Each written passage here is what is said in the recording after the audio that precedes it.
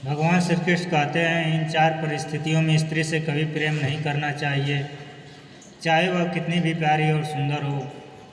दोस्तों, एक समय की बात है जब देवर्षि नारद पृथ्वी लोक का भ्रमण करते करते भगवान श्री कृष्ण के पास जाते हैं।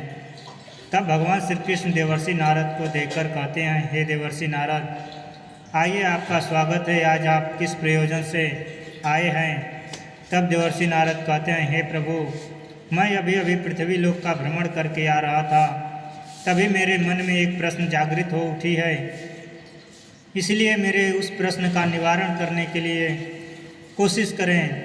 तब भगवान श्री कृष्ण कहने लगे, हे देवर्षि, आपके मन में जो भी प्रश्न जागृत हो रही है, आप निसंकोच होकर पूछें, हमें आपके प्रश्न का उत्तर देकर खुशी होगी। तब देवर्षि नारद कहते हैं, हे प्रभु, किन परिस्थितियों पर स्त्री तथा पुरुषों को कभी प्रेम नहीं करनी चाहिए। दोस्तों, फिर भगवान श्री कृष्ण कहते हैं, हे देवर्षि नारद, आज आपने बहुत ही महत्वपूर्ण प्रश्न किया है। इस प्रश्न से सभी स्त्रियों तथा पुरुषों को पता चल जाएगा कि कौन सी परिस्थितियों में प्रेम नहीं करना चाहिए और कौन सी परिस्थितियों में प्रेम करना चाहिए। तब देवर्षि नारद कहते हैं, हे प्रभु, आपसे निवेदन है कि आप अति शीघ्र बताइए। फिर भगवान श्री कृष्ण कहते हैं, हे देवर्षि नारद, इस प्रश्न को जानने से पहले आपको प्राचीन काल की एक कथा सुनाता हूँ। जो स्त्री तथा पुरुष इस कथा को मन और ध्यान लगाकर पूरा सुनते हैं, वह समझ जाते हैं कि कौन कौन सी परिस्थितियों में प्रेम नहीं करना चाहिए। फिर भगवान श्री कृष्ण कथा को आरंभ करते हैं। कहते हैं, हे देवर्षि नारद, प्राचीन काल की बात है, एक नगर में श्याम नाम का राजा राज्य करता था। वह राजा बड़ा ही धर्मात्मा और सत्यवादी राजा था। उसके राज्य में न कोई गरीब था और न ही कोई भूखा प्यासा रहता था। राजा श्याम के यहाँ एक ब्राह्मण था, जिसे बिना कोई काम करवा ही राजा उसे मंत्री जितना वेतन दिया करते थे। फिर दोस्तों, जब वह ब्राह्मण बूढ़ा हो गया तो उसने अपनी पत्नी से कहा, हे प्रिय, हमको बिना काम किए राजा का धन खाते खाते जीवन बीत गया, लेकिन हमसे कोई काम नहीं लिया राजा साहब। राजा साहब वेतन तो हमें एक मंत्री के बराबर देते हैं, लेकिन वह कोई काम हमसे नहीं करवाते हैं, जिससे हम चाहते हैं कि हम राजा के एहसानों से मुक्त हो जाएं, और मुक्त हम तभी हो पाएंगे जब राजा हमसे कोई काम करवाएंगे। दोस्तों, आगे भगवान श्री कृष्ण कहते हैं, हे देवर्षि नारद, यह सोचकर वह ब्राह्मण सीधा राजा के दरबार में गया और बोला, हे महाराज, आपका वेतन खाते खाते हमें बहुत वर्ष बीत गए हैं, परंतु आज तक आपने हमसे नौकरी का कोई काम नहीं लिया है। हम ऊपर जाकर भगवान को क्या मुँह दिखाएंगे, इसलिए हमारी आपसे यह इच्छा है कि आप हमसे कोई काम करवाएं, जिससे हमें अपने आप पर कोई उधार चढ़ा हुआ महसूस न हो। दोस्तों, तब ब्राह्मण की बात सुनकर राजा श्याम कहने लगे, देखिए ब्राह्मण जी, वैसे तो हमारी यह प्रतिज्ञा है कि हम किसी ब्राह्मण से कोई काम नहीं करवाते, लेकिन आज आप ज़्यादा कह रहे हैं तो हम आपको एक काम बता रहे हैं, आप उसे कर लाना। आप हमारे काम के रूप में गंगा स्नान करिए और छोटे से डिब्बे में हमारे लिए भी गंगा जल लेते आना, यही आपकी नौकरी होगी। तब दोस्तों, राजा की बात सुनकर ब्राह्मण बड़ा खुश हुआ और वह तुरंत अपने घर आया और अपनी पत्नी से बोला, मैं आज राजा के कहने से गंगा स्नान करने जा रहा हूँ। तब ब्राह्मणी बोली, हे स्वामी, यदि आप गंगा स्नान के लिए जाएंगे तो मैं आपके जाने के बाद अन्न जल कैसे ग्रहण करूँगी। आप तो जानते हैं कि मैं आपके दर्शन किए बिना अन्न ग्रहण नहीं करती हूँ। तब ब्राह्मण कहता है, देखो, मैं अपनी एक तस्वीर दीवार पर बना देता हूँ, तुम इस तस्वीर के दर्शन करके भोजन कर लिया करना। 3-4 दिन की ही तो बात है, फिर तो मैं आ ही जाऊँगा। इतना कहने के बाद ब्राह्मण देव गंगा स्नान करने के लिए चल दिए। दोस्तों, फिर भगवान श्री कृष्ण कहते हैं, हे देवर्षि नारद, जाते जाते वह राजा से कहा गया कि मेरी पत्नी घर पर अकेली है, आप उसकी खबर लेते रहना। तब राजा ने कहा, हे ब्राह्मण जी, आप किसी बात की चिंता न करें, मैं आपकी पत्नी की खबर लेता रहूँगा। फिर इतना कहकर वह ब्राह्मण तो गंगा स्नान करने को चला गया। दोस्तों, इस दौरान राजा श्याम ब्राह्मण के घर की देखभाल करने के लिए एक चक्कर रोज उसके घर पर लगा आते थे।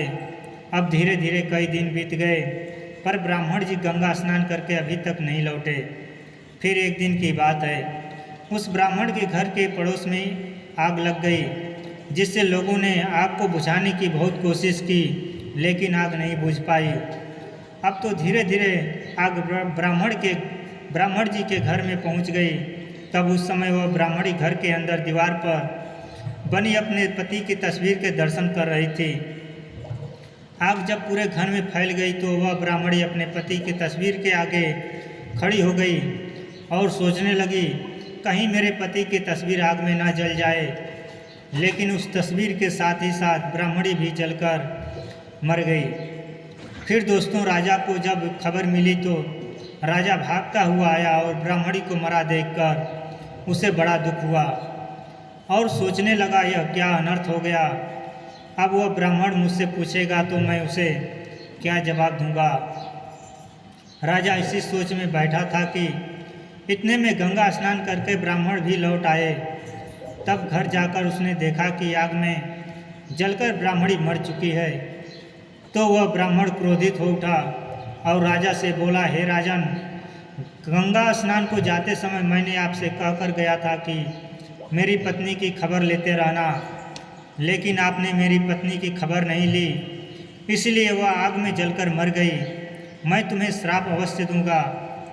दोस्तों, फिर ब्राह्मण देव को क्रोधित होकर देखकर राजा हाथ जोड़कर बोला, हे ब्राह्मण देव, इसमें मेरा कोई दोष नहीं है।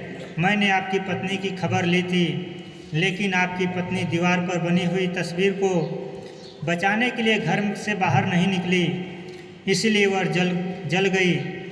अब जो होना था वह हो गया। आप अपने क्रोध को शांत कीजिए। मैं आपकी पत्नी को जीवित करने का प्रबंध करता हूँ। चाहे कुछ भी हो जाए, आप बस हमें 1 महीने का समय दीजिए।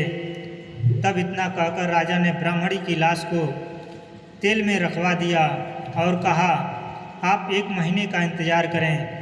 फिर राजा श्याम अपना राजकाज मंत्री के भरोसे छोड़कर अमृत की तलाश में चल दिए, जिससे कई दिनों के बाद चलते चलते राजा एक गांव में पहुँचे।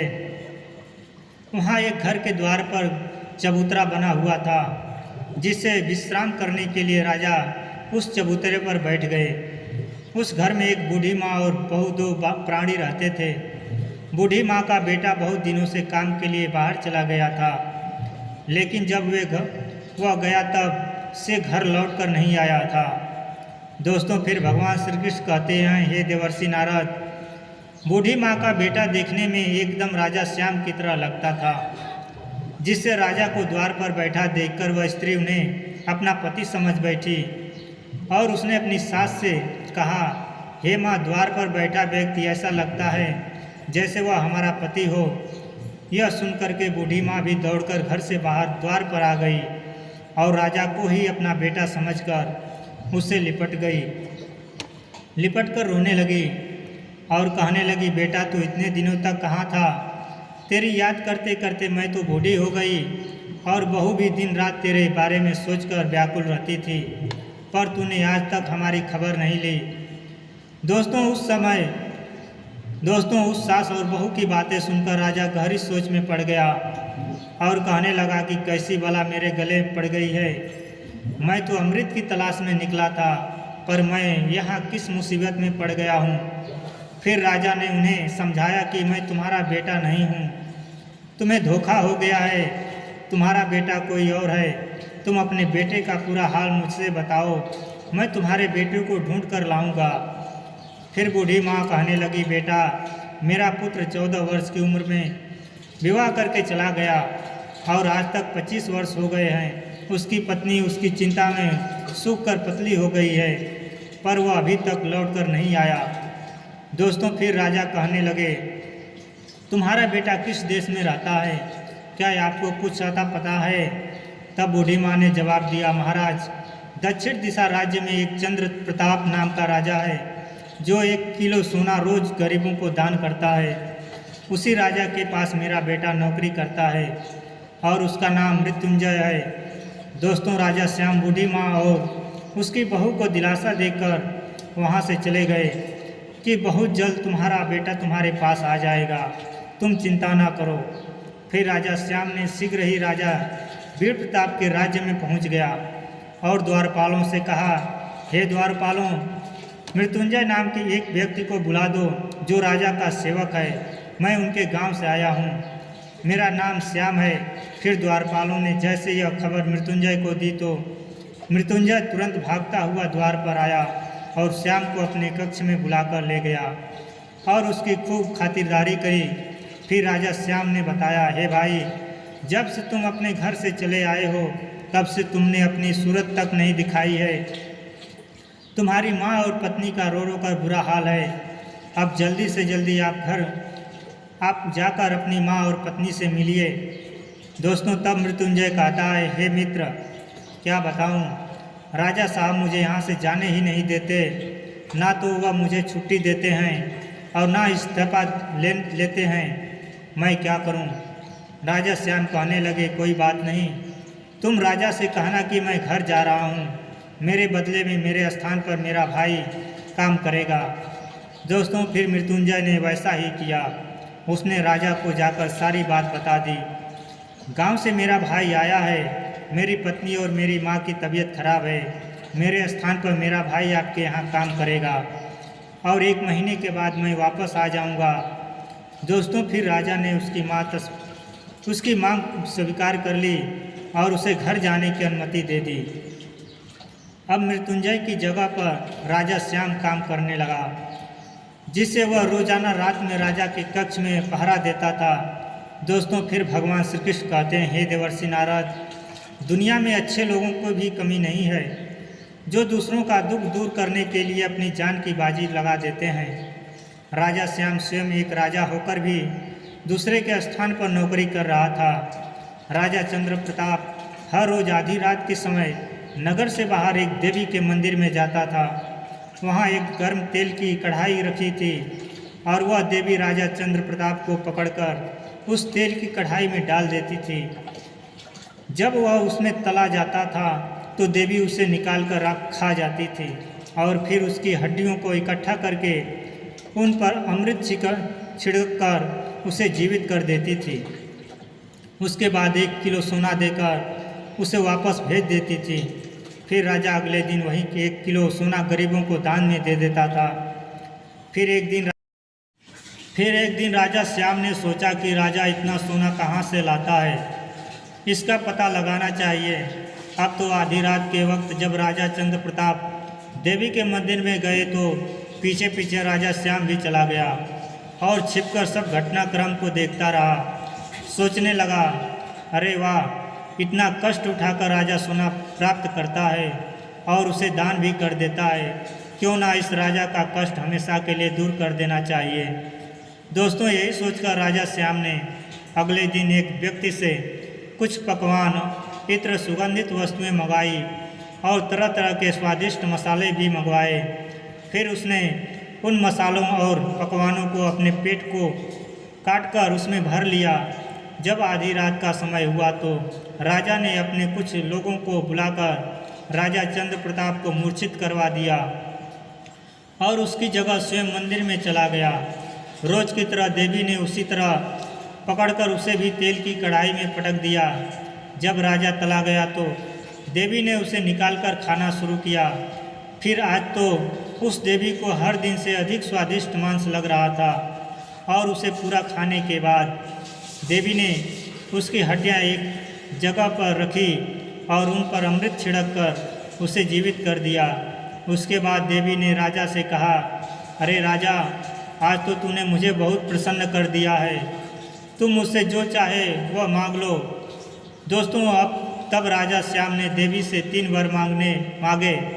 पहले वर में अमृत का कलश मांग लिया, दूसरे वर में सोना बनाने वाला यंत्र मांग लिया और तीसरे वर में कहता है कि तुम इस तेल की कढ़ाई को पलट करके चली जाओ और आज के बाद किसी मनुष्य को मत खाना। इस प्रकार देवी राजा श्याम को अमृत का कलश और सोना बनाने वाला यंत्र देकर चली गई। इधर राजा श्याम राजा चंद्र प्रताप के पास लौट गया और उसको स्वस्थ कर दिया। फिर रात के 1 बज चुके थे। जब राजा चंद्र प्रताप की आँख खुली तो वह एकदम से उठकर देवी के मंदिर की ओर भागने लगा और वहाँ जाकर देखा तो वहाँ कुछ भी नहीं था, केवल कढ़ाई उल्टी पड़ी थी और सोचने लगा, आज मैं सोना कहाँ से दान करूँगा, आज मेरी बहुत बड़ी बदनामी होगी, लोग कहेंगे कि राजा के पास ही धन खत्म हो गया। इसी चिंता में राजा चंद्र प्रताप लौटकर महल में आकर अपने पलंग पर आकर लेट गया। दोस्तों, इधर सुबह हुई तो राजा के महल के द्वार पर सोना लेने के लिए लोगों की भीड़ जमा हो गई। अब तो राजा बड़ी चिंता में था कि मैं कहाँ से इन्हें सोना लाकर दूंगा, आज सोना तो मिला ही नहीं। तब राजा श्याम राजचंद्र प्रताप की चिंता को समझ गया और उसने राजा चंद्र प्रताप से पूछा कि आज आप इतने उदास क्यों हो। तब राजा चंद्र प्रताप ने श्याम को पूरी बात बताई कि मेरे पास सोना ही नहीं है तो दान किसका करूँगा, आज तक मेरे द्वार से कोई खाली हाथ नहीं गया है। दोस्तों, तब श्याम ने कहा कि आप चिंता ना करो, लो यह सोना बनाने वाला यंत्र है और मैं मांग लिया है और साथ में अमृत का कलश भी है। राजा चंद्र प्रताप बड़े हैरान थे कि जो काम मैंने आज तक ना कर सका वह हमारे इस नौकर ने कर दिया। राजा चंद्र प्रताप को संदेह हुआ कि इतना बड़ा काम कोई साधारण मनुष्य नहीं कर सकता।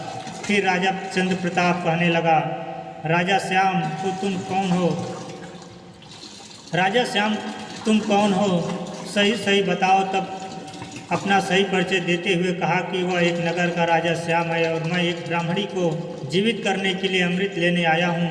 आपका दास बनकर दोनों काम हो गया, आपको सोना मिल गया और मुझे अमृत दोनों। तब राजा श्याम का नाम सुनकर राजा चंद्र प्रताप उनसे क्षमा मांगने लगे और उन्हें बहुत धन्यवाद दिया कि आपने हमेशा के लिए मेरा कष्ट दूर कर दिया। आपका जैसा नाम सुना था आप तो वैसा ही है। दोस्तों, इसके बाद राजा श्याम वहाँ से चला आया और उस ब्राह्मणी के शव पर अमृत छिड़क करके उसे जीवित कर दिया, जिससे अब तो वह पहले से अधिक सुंदर और जवान हो गई। सुंदर और जवान स्त्री को पाकर ब्राह्मण देव बड़े प्रसन्न हुए और कुछ दिन तो वह दोनों हंसी खुशी से रहते थे। लेकिन धीरे धीरे ब्राह्मण देव की स्त्री को बूढ़े पति से नफरत होने लगी और मैं अब तक वह दूसरे पुरुष की कामना करने लगी। दोस्तों, फिर आगे भगवान श्री कृष्ण कहते हैं, हे देवर्षि नारद, पति से प्रेम करने वाली पतिव्रता स्त्री तो वह पहले वाली स्त्री थी जो अब आग में जलकर मर गई थी। जीवित होने के बाद अब वह जवान हो गई तो उसके भाव विचार पतिव्रता वाले नहीं रहे। लेकिन ब्राह्मण देव को तो यही लगता था कि यह उनकी पहले वाली ही स्त्री है। ऐसा सोचना उनकी भूल थी। उनकी स्त्री ने पड़ोस में रहने वाले एक युवक से प्रेम कर लिया। एक दिन वह स्त्री अपने प्रेमी के साथ घर में ही थी। दोस्तों, उसी समय ब्राह्मण देव घर में पहुंच गए, जिससे अपनी पत्नी को दूसरे पुरुष के साथ देकर उस ब्राह्मण ने उसे बहुत डांटा, परंतु उसके स्वभाव में कोई बदलाव नहीं आया। बदलाव आता भी कैसे, ब्राह्मण तो बूढ़ा था पर उनकी पत्नी जवान थी। एक दिन वह स्त्री अपने पति को भोजन में विष की औषधि देकर अपने प्रेमी के साथ एक दूसरे नगर में चली गई। फिर इधर उसके पति ब्राह्मण की खाने में विष मिलने के कारण उसकी मृत्यु हो गई। जब राजा श्याम ने ब्राह्मण की मृत्यु की खबर सुनी तो वह अमृत का कलश लेकर आए और ब्राह्मण को जीवित किया। फिर राजा ने ब्राह्मण को समझाया और कहा, हे ब्राह्मण देव, जो आयु आपकी भगवान की पूजा पाठ तथा भजन करने की है उसे आप स्त्री के प्रेम में लगा रहे हैं। हर कर्म की एक निश्चित समय सीमा होती है, उसी आयु तक सब कर्म उचित होते हैं। जवान स्त्री को पाकर आपको तो खुशी हुई होगी, परंतु आपको पाकर के उसे बिल्कुल भी प्रसन्नता नहीं हुई होगी। विवाह संबंध और मित्रता जैसे सदैव समान आयु वालों में ही करना चाहिए। हो सकता है भगवान ने आपको धर्म के मार्ग पर लाने के लिए ऐसा किया हो, आपको ईश्वर की भक्ति में जोड़ने के लिए ऐसा किया हो। दोस्तों, फिर भगवान श्री कृष्ण कहते हैं, हे देवर्षि नारद, अब तुम्हें तुम्हारे उन 4 प्रश्नों के उत्तर बताते हैं कि कौन सी 4 परिस्थितियों में स्त्रियों से प्रेम नहीं करना चाहिए। नंबर 1, जब स्वयं के ऊपर बुढ़ापा आ जाए और आप जर्जर अवस्था में पहुंच जाएं, इस अवस्था में स्त्री और पुरुष को भगवान के प्रति समय समर्पित करना चाहिए। तथा उनकी पूजा पाठ भजन कीर्तन सुनना चाहिए।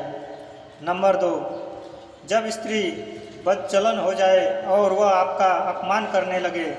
नंबर 3, जब स्त्री मर्यादाओं को तोड़कर धर्म का विरोध करने लगे। नंबर 4, जब स्त्री आपकी बातों का तिरस्कार करने लगे, आपकी बातों पर ध्यान न दे और किसी दूसरे पुरुष से प्रेम करने लगे। इन परिस्थितियों में स्त्री से प्रेम नहीं करना चाहिए मित्रों, वरना जीवन भर परेशानियों का सामना करना पड़ सकता है। तो दोस्तों, मैं आशा करता हूँ कि आपको ये कथा पसंद आई होगी, और यदि इस चैनल पर नए हैं तो चैनल को सब्सक्राइब कर वीडियो को लाइक एवं शेयर जरूर करें। साथ ही कमेंट बॉक्स में जय श्री कृष्ण अवश्य लिखें। धन्यवाद। राधे राधे।